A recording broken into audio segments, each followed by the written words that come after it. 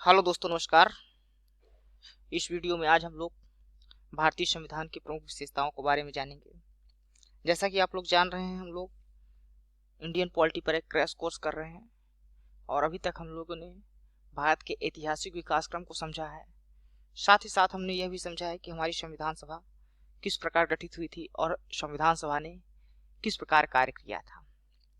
अब जब हमारा संविधान बनकर तैयार हो गया तो हम लोग इसको समझते हैं, इसकी क्या प्रमुख विशेषताएं हैं।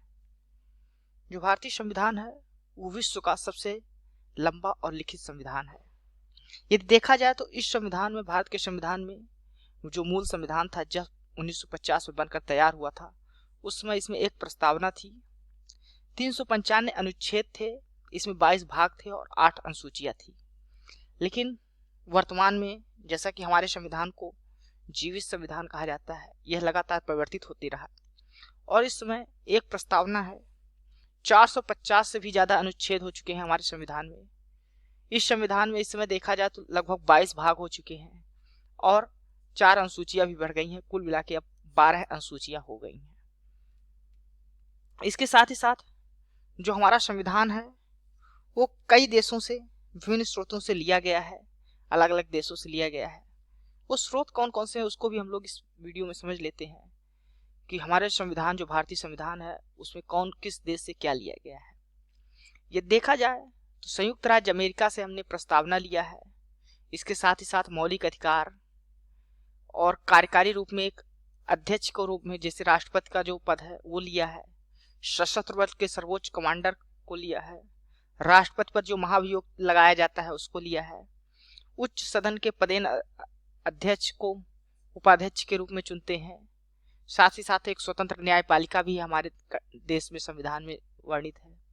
न्यायिक समीक्षा की बात की गई है, जुडिशियल रिव्यू की। यदि कोई भी कानून बनता है वह हमारे संविधान के विपरीत है तो उसकी न्यायिक समीक्षा भी हो सकती है।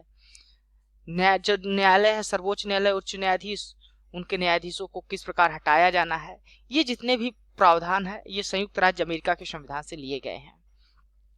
वहीं देखी जाए अगर ब्रिटिश संसद से हमने क्या, ब्रिटिश संविधान से क्या क्या चीजें ली हैं, तो संसदीय शासन प्रणाली को लिया है। कानून का शासन, रूल ऑफ लॉ, कानून बनाने की जो प्रक्रिया है, विधि निर्माण की, जो संसदीय पार्लियामेंट हमारी बनाती है कोई भी कानून, उसकी प्रक्रिया है, उसको हमने ब्रिटिश संविधान से लिया है। साथ ही साथ नियंत्रण और महालेखा परीक्षक सीएजी का जो पद होता है उसको भी हमने ब्रिटिश संविधान से लिया है। एकल नागरिकता की बात हो गई, कैबिनेट प्रणाली जो हमारे संविधान है, और द्विसदनीय व्यवस्था, संसदीय विशेषाधिकार, ये सभी चीजें हमने ब्रिटिश संसद से लिया है। तो क्या चीजें हम किस देश से लिए हैं इसको हमको याद रखना है। यदि ऑस्ट्रेलियाई संविधान से देखें तो हम लोग व्यापार और वाणिज्य की जो स्वतंत्रता होती है, फ्री ट्रेड, उसको लिए है। इसके अलावा समवर्ती सूची, संसद के दोनों सदनों की संयुक्त बैठक, ज्वाइंट सिटिंग जो होता है हमारे कॉन्स्टिट्यूशन के आर्टिकल 108 में दिया हुआ है, संसद के दोनों सदनों की बैठक, ये जितने भी प्रावधान है इसको हमने ऑस्ट्रेलियाई संविधान से लिया है। इसके अलावा कनाडा के संविधान से भी हमने कई चीजें ली हैं, जैसे एक मजबूत केंद्र, शक्तियों का स्पष्ट विभाजन, यानी जो फेडरल स्ट्रक्चर है, संघीय व्यवस्था है, उसको हमने कनाडा के संविधान से लिया है। संसद की जो अवशिष्ट शक्तियां होती हैं, जितनी अवशिष्ट शक्तियां होती हैं वो संसद के पास होती हैं, ये प्रावधान भी हमने कनाडा के संविधान से लिया है। राज्यपाल की जो नियुक्त की जाती है और सुप्रीम कोर्ट का सलाहकारी होना, ये सभी चीजें, सुप्रीम कोर्ट एक सलाहकार के रूप में कार्य करता है सरकार के लिए, ये सभी प्रावधान हमने कनाडा के संविधान से लिया है। आयरलैंड के संविधान से हमने राज्य के नीति निषेध सिद्धांतों को लिया है। इसी प्रकार रूस के संविधान से मौलिक कर्तव्यों को लिया है। तो ये प्रमुख जो विशेषताएं हैं हमारे संविधान में और किस देश से ली गई हैं उसको हमने यहाँ पर बताया है। इसके अलावा हमारा जो संविधान है वो कठोर और लचीला भी कहा जाता है। कठोर क्योंकि हमारे संविधान में बहुत से ऐसे प्रोविजन हैं जिनको हम लोग आसानी से सामान्य बहुमत के आधार पे उसको परिवर्तन कर सकते हैं, इसलिए इसको लचीला भी कहा जाता है। इसके अलावा कुछ संविधान में ऐसे भी संशोधन हैं जिनमें आधे से अधिक राज्यों के सहमत की आवश्यकता होती है। वे संशोधन जो संघीय व्यवस्था, संघीय विशेषता रखते हैं, यानी फेडरल सिस्टम को यदि फॉलो करते हैं, ऐसे संविधान को संशोधन करने के लिए हमें आधे से अधिक राज्यों की सहमत की आवश्यकता होती है। इसलिए हमारे संविधान को कठोर होने के साथ साथ लचीला भी कहा गया है। तो इस प्रकार हमारा जो संविधान है वो लचीला भी है और कठोर, दोनों का मिश्रण है। इसके अलावा जो भारत का संविधान है वो एकात्मकता का लक्षण लिए हुए संघीय व्यवस्था भी है। एकात्मक लक्षण यानी कि केंद्र के पास अधिक शक्तियां, और संघीय व्यवस्था यानी कि केंद्र और राज्य के बीच शक्तियों का स्पष्ट विभाजन। तो दोनों लक्षण हैं। केंद्र और राज्य के बीच शक्तियों का हम लोग जानते हैं स्पष्ट विभाजन है। हमारे जो अनुसूची 7 है, 7वीं अनुसूची है, उसमें जो है तो सूची 7वीं, तो उसमें जो है तो शक्तियों का स्पष्ट विभाजन किया गया है। 3 लिस्ट बनाई गई है, एक संघ सूची बनाई गई है, एक राज्य सूची और एक समवर्ती सूची।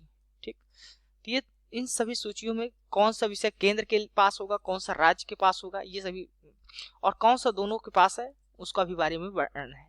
तो इस प्रकार हम लोग देख रहे हैं कि हमारा जो संविधान है उसमें शक्तियों का स्पष्ट बंटवारा है। साथ ही साथ हमारा जो संविधान है वो लिखित रूप में है, और यहाँ पर द्वि सदन पाए जाते हैं। ठीक, इसके साथ साथ जो हमारा केंद्र है उसके पास कई ऐसी शक्तियां हैं जिसमें केंद्र को आपातकाल स्थित राज्यपाल की जो नियुक्ति होती है, ये सभी एक न्यायिक एकीकृत न्यायपालिका है, अखिल भारतीय सेवाएं होती है, ये सभी लक्षण जो है तो एकात्मक जो है तो संविधान की ओर इंगित करते हैं। इसके अलावा हमारे देश में जो नागरिकता भी है वो एकल नागरिकता की बात करते हैं, राज्यों की नागरिकता अलग से नहीं दी जाती। ये सभी जो लक्षण है ये एकात्मकता के बारे में बताते हैं। इस प्रकार हम देखते हैं कि भारत का जो संविधान है वो संघ की व्यवस्था के साथ साथ वो एकात्मकता का भी लक्षण उसमें विद्यमान है। इसके अलावा जो हमने संसदीय शासन प्रणाली अपनाई है वो संसदीय शासन प्रणाली अपनाई है। संसद जो तो राष्ट्र के लिए, भारत के लिए सभी कार्य करता है। वहीं अमेरिका को देखा जाए तो वो अध्यक्षीय शासन प्रणाली, वहाँ राष्ट्रपति राष्ट्राध्यक्ष होता है, वो अपना शासन करता है। लेकिन यहाँ पर हमने भारतीय संसद जो तो जो संसदीय शासन प्रणाली है, और ये हमने कहाँ से लिया है, ब्रिटेन के संविधान से लिया है। तो इसको हम लोग वेस्टमिनिस्टर या उत्तरदायी सरकार भी कहते हैं, मंत्रिमंडल सरकार जैसे अन्य नामों से भी इसको जाना जाता है। संसदीय जो शासन प्रणाली होती है उसकी कई सारी विशेषताएं होती है, जैसे वहां वास्तविक और नाम मात्र की कार्यपालिका की उपस्थित होती है। वास्तविक कार्यपालिका कौन है, जैसे प्रधानमंत्री और मंत्रिपरिषद, ये वास्तविक कार्यपालिका है। नाम मात्र की कार्यपालिका हमारे भारत में राष्ट्रपति का हो गया। ठीक, साथ ही साथ हमारे जो संसदीय शासन प्रणाली होती है वो बहुमत दल वाले दल की सत्ता होती है, जिसके पास बहुमत होता है वही सरकार बनाता है। इसके अलावा विधायिका के समक्ष कार्यपालिका की संयुक्त जवाबदेही होती है। जो विधायिका होती है और कार्यपालिका की उसके प्रति जवाबदेही बनी होती है, लेकिन अध्यक्षीय शासन प्रणाली में ऐसा नहीं होता। विधायिका में मंत्रियों की सदस्यता भी निश्चित की जाती है, और जो प्रधानमंत्री और मुख्यमंत्री है वो इस सरकार का संसदीय शासन का नेतृत्व करने का कार्य करता है। जो संसदीय शासन प्रणाली होती है उसमें 2 सदन होते हैं, एक उच्च सदन एक निम्न सदन, और निचले सदन का विघटन होता रहता है, यानी लोकसभा जिसको कहते हैं। वो 5 साल या 6 साल के जो निश्चित होता है किसी भी देश के लिए, हमारे देश में जैसे कि 5 साल है, 5 साल बाद निचले सदन का क्या होता रहता है, विघटन होता रहता है। वहीं राज्यसभा जो उच्च सदन है वो स्थायी सदन रहता है। इसके अलावा जो हमारा संविधान है उसमें संसद की संप्रभुता के साथ साथ न्यायिक सर्वोच्चता भी है, यानी कि दोनों का समन्वय किया गया है। संसदीय संप्रभुता है लेकिन कुछ चीजों में न्यायिक सर्वोच्चता है, यानी संसद ऐसा कोई कानून नहीं बना सकती जो हमारे संविधान का उल्लंघन कर सके। इस प्रकार हम देखें तो संविधान सर्वोच्च होता है, उसके नीचे जो संसद और न्यायपालिका है वो दोनों का समन्वय बना हुआ है। तो इस प्रकार हम देखें तो भारत जो है तो ब्रिटेन और अमेरिका दोनों से लगभग भिन्न है। जो न्यायिक सर्वोच्चता है वो न तो ब्रिटेन की तरह ही है न तो अमेरिका की तरह ही है। इसके अलावा एकीकृत और स्वतंत्र न्यायपालिका है। जो न्यायपालिका है वो पूरे भारत में एक ही न्यायपालिका है, एक ही आधार पे है, और उसमें जो शीर्ष पर है वो सर्वोच्च न्यायालय होता है, और ये स्वतंत्र न्याय। इसके बाद उसके नीचे जो होते हैं उच्च न्यायालय होते हैं, फिर उच्च न्यायालय के नीचे अधीनस्थ, जिला और अन्य निचली अदालतें आती है। सर्वोच्च न्यायालय जो होता है इसको मौलिक अधिकारों का रक्षक और संविधान का रक्षक दोनों कहा जाता है। मौलिक अधिकारों का भी रक्षक है और ये हमारे संविधान का भी रक्षक है। इसके अलावा हमारे संविधान में लोगों को, प्रत्येक नागरिक को मौलिक अधिकार भी दिए गए हैं। जैसा कि हम लोग जानते हैं हमारे देश में 6 प्रकार के मौलिक अधिकार दिए गए हैं। वर्तमान जो संविधान था उसमें 7 प्रकार के मौलिक अधिकार थे, लेकिन संपत्ति के अधिकार को बलिसामय संविधान के द्वारा हटा लिया गया था। तो अब वर्तमान में 6 प्रकार के मौलिक अधिकार हैं, जैसे समानता का अधिकार, स्वतंत्रता का अधिकार, शोषण के विरुद्ध अधिकार, सांस्कृतिक शिक्षा का अधिकार, है ना, संवैधानिक उपचारों का अधिकार, और इस प्रकार के जो 6 प्रकार के अधिकार दिए गए हैं। तो कई सारे अधिकार भी दिए गए हैं। इसके साथ साथ राज्य के नीति निश्चक सिद्धांत भी बताए गए हैं। हमारे संविधान में वर्णन किया गया है कि राज्य कोई भी कानून बनाएगा तो किन नीतियों को ध्यान में रखकर, किन सिद्धांतों को ध्यान में रखकर कोई भी कानून बनाया जाएगा, वो राज्य के लिए दिशा निर्देश देने के लिए कार्य करेंगे। वो राज्य के नीति निश्चक सिद्धांत भी हमारे संविधान में बताए गए हैं। इसके अलावा जो नागरिक होते हैं भारत के, उनके लिए कुछ मौलिक कर्तव्यों की भी बात की गई है।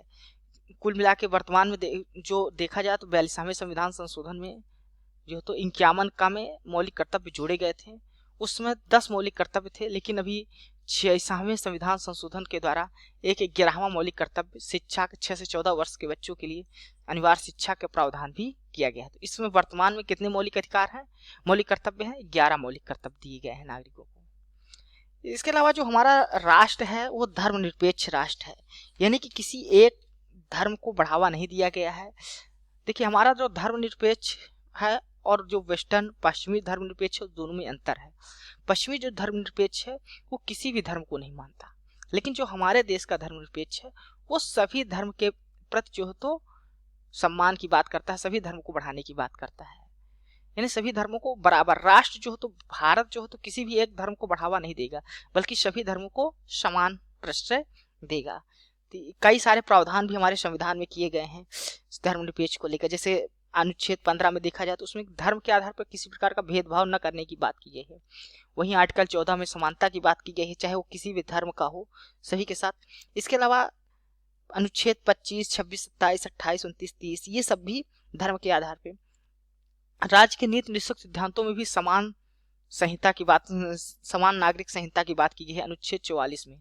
अनुच्छेद 44 देखें तो उसमें राज्य के नीति निश्चक सिद्धांत में समान संहिता, सभी के समान सिविल कोड लागू करने की बात की गई है। इसका कई सारे ऐसे तत्व हैं, प्रावधान है हमारे संविधान में जो धर्मनिरपेक्ष राष्ट्र की ओर इंगित करते हैं। इसके अलावा हमारे संविधान में सभी को वयस्क सार्वभौमिक वयस्क मताधिकार, सार्वभौमिक यानी चाहे वो स्त्री हो या पुरुष, सभी को वयस्क मताधिकार, जितने भी 18 वर्ष से ऊपर के व्यक्ति हैं उनको वोट देने का अधिकार दिया गया है। तो सभी को सार्वभौमिक वयस्क मत का अधिकार दिया गया है। पहले ये उम्र 21 वर्ष थी, लेकिन 61वें संविधान संशोधन के द्वारा इसको जो तो 18 वर्ष कर दिया गया था। सार्वभौमिक वयस्क मताधिकार, जो मत देने का अधिकार है, वो 18 वर्ष है भारत में। इसके अलावा जो भारत में है सभी को एकल नागरिकता की बात की गई है, यानी जैसे अमेरिका में देखा जाए तो वहाँ राज्यों की अलग नागरिकता है, केंद्र की अलग, लेकिन भारत में एकल नागरिकता। और एकल नागरिकता का प्रावधान हमने देखा ही कहाँ से लिया है, वो लिया है हमने ब्रिटेन के संविधान से। ब्रिटेन में भी एकल नागरिकता की बात की जाती है, तो भारत में भी एकल नागरिकता का प्रावधान। इसके अलावा हमारे संविधान में आपातकालीन प्रावधान भी बताए गए हैं। हम लोग आर्टिकल 352 से लेके या 360 के बीच देखें तो इसमें आपातकालीन संबंधित जितने भी प्रावधान किए गए हैं। 352 में राष्ट्रीय आपातकाल दिया गया है, 356 में राज्य में जो राष्ट्रपति शासन लगाया जाता है उसका दिया गया है, और 360 में जो तो वृत्त आपातकाल दिया गया है। जो राष्ट्रीय आपातकाल है वो भारत में 3 बार लगाया जा चुका है। राष्ट्रपति शासन राज्यों में कई बार लगाया जा चुका है, लेकिन वित्त आपातकाल आज तक कभी भी नहीं लगा है। इसके अलावा हमारे देश में त्रिस्तरीय सरकार है। त्रिस्तरीय सरकार यानी कि एक केंद्र में है, ठीक, इसके बाद राज्यों में होती है, इसके बाद पंचायतों में भी। इस प्रकार 3 स्तरों पर, केंद्र, राज्य और पंचायत, 3 स्तर पर संविधान। ये जो पंचायती राज्य है वो जो मूल संविधान था उसमें नहीं था, ये 72वें और 73वें संविधान, 73वें और 74वें संविधान संशोधन के द्वारा 1992-93 में जोड़ा गया है। इसके लिए अलग से 11वीं और 12वीं अनुसूचियां भी जोड़ी गई हैं पंचायती राज के लिए। तो याद रखिएगा कब जोड़ा गया है पंचायती राज। तो त्रिस्तरीय सरकार है। इसके अलावा हमारे देश में सहकारी समितियों की भी बात की गई है। सहकारी समिति भी हमारे संविधान में मूल संविधान में नहीं था। 97वें संविधान संशोधन 2011 में जो है तो भारतीय संविधान में इसको शामिल किया गया है। तो चाहे वो फंडामेंटल राइट्स हो या डायरेक्टिव प्रिंसिपल यानी राज्य के नीति सिद्धांत, सभी जगह जो तो सहकारी समितियों के प्रावधान को जोड़ा गया है। इसके अलावा एक अलग नया भाग ही जोड़ा गया है संविधान में, 9B। उसमें भी कोऑपरेटिव समिति से संबंधित समस्त जितनी भी जानकारी है वो दिया गया है। तो ये हमारे संविधान की सहकारी समितियां भी हैं। इसके अलावा जो हमारा संविधान है उसकी समय समय पर आलोचना भी की जाती है। जैसे कहा, जो आलोचक हैं हमारे संविधान के उनका कहना है कि ये भारत का जो संविधान है उधार का संविधान है, क्योंकि हमने जो भी चीजें ली हैं वो भारत के जो तो कई अन्य देशों से ग्रहण किया है।